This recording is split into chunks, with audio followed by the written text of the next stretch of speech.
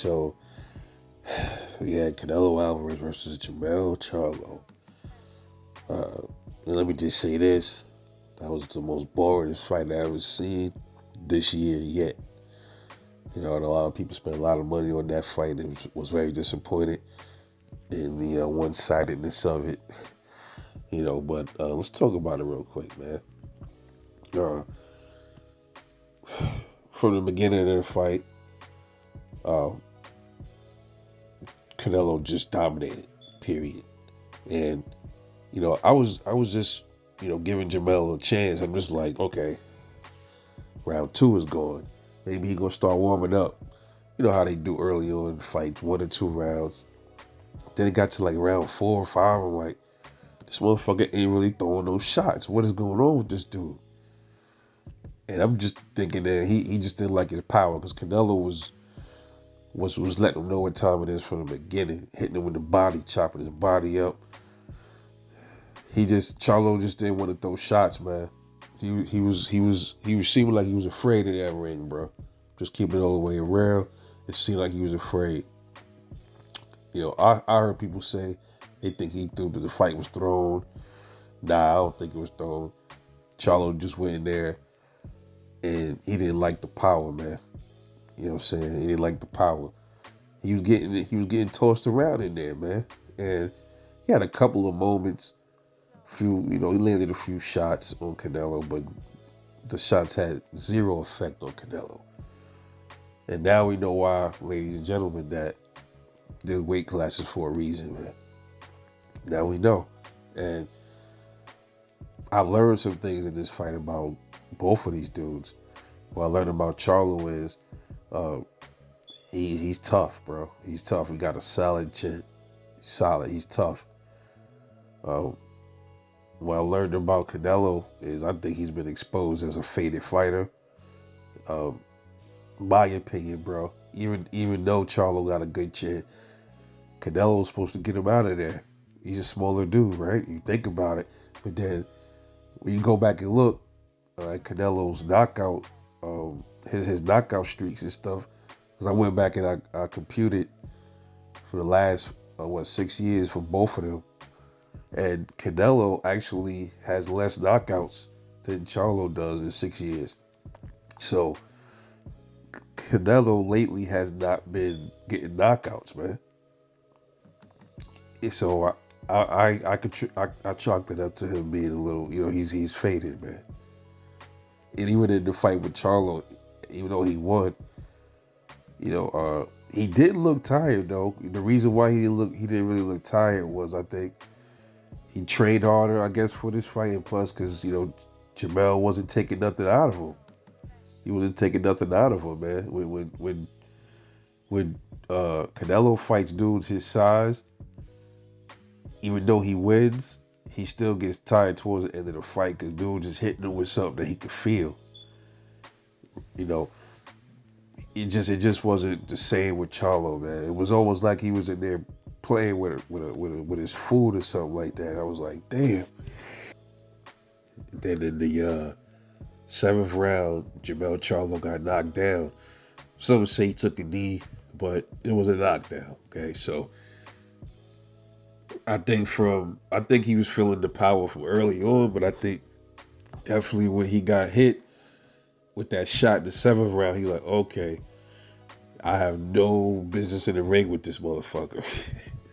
You know what I'm saying? But I'll give him his respect and his props for going up there to even challenge Canelo, for the bag. He pretty much, went up there to just get a fucking bag, bro. That's all it really was. Then Derek James in there telling him, yo, he's getting tired. Go in there and get him. Go there and get it. Go there and get him. Go there and take it to him. I'm like, that's what you telling him, man? That's it? That's your guidance as a coach? I'm like, yeah, go ahead, bro. But, like I said, Canelo to me always was a basic fighter, man. He does the same thing in all his fights, the same shit. He don't change much, bro. He does the same exact things every single fight. But it's been working. It's been working. Unless it's Beevil. in Floyd. But especially Bevel. Bevel showed people the blueprint on how to beat Canelo Alvarez. You just got to put some pressure on him, controlled pressure, measured pressure, calculated pressure. You have to stay busy. You got to keep the stick in his face. You have to back him up. You can't be the one to keep backing up, or he's gonna control the pace of that fight. And Bevel was very smart in that ring. He was like little. He was doing little subtle backups. He wasn't letting Canelo feel like. At points, he was letting Canelo feel like, yeah, I'll back up a little bit. Then he'll just come and start just landing all these punches and bunches of punches on Canelo. It was kind of confusing Canelo. He's like, dude, wait, I thought I was in control. Every time he thought he was in control, Bevo showed him that he wasn't. That's the thing. And no fighter at 168 has been able to do that. Caleb did pretty good, man, but he too, he started fading and he folded. So it's like he could be beaten, but his chin is extraordinary, man. Hey, listen, man. I don't know. I'll be real. Shit, bro. I'm not sure who knocks this dude out at 168. I don't think nobody's knocking him out. At 175, maybe better BF would knock him out. But unfortunately, we'll never get to see that fight because he ain't gonna fight no damn better BF. That's why he went. That's why he chose Bevel, because Bevel was the safer route. And it was less likely he's gonna get knocked out by Bevel than he was a better BF. But trash fight, severely one sided. The whole card to me was garbage, man. But the best fight of the night was fucking Ugas and Mario Barrios. So, you know what I'm saying? But Canelo won, and then at the end of the fight, he said, "Look, I'll fight whoever next. It don't matter." All right, then. Stepping in with David Morrell. I want to see you fight Morrell. Fight David Morrell. And what Benavidez has done with Boo Boo, take on Benavidez. You said you ain't gonna fight Boo Boo, so I want to see you in there with Benavidez. I want to see him fight both the Davids, man. He do that, I'll give him some respect.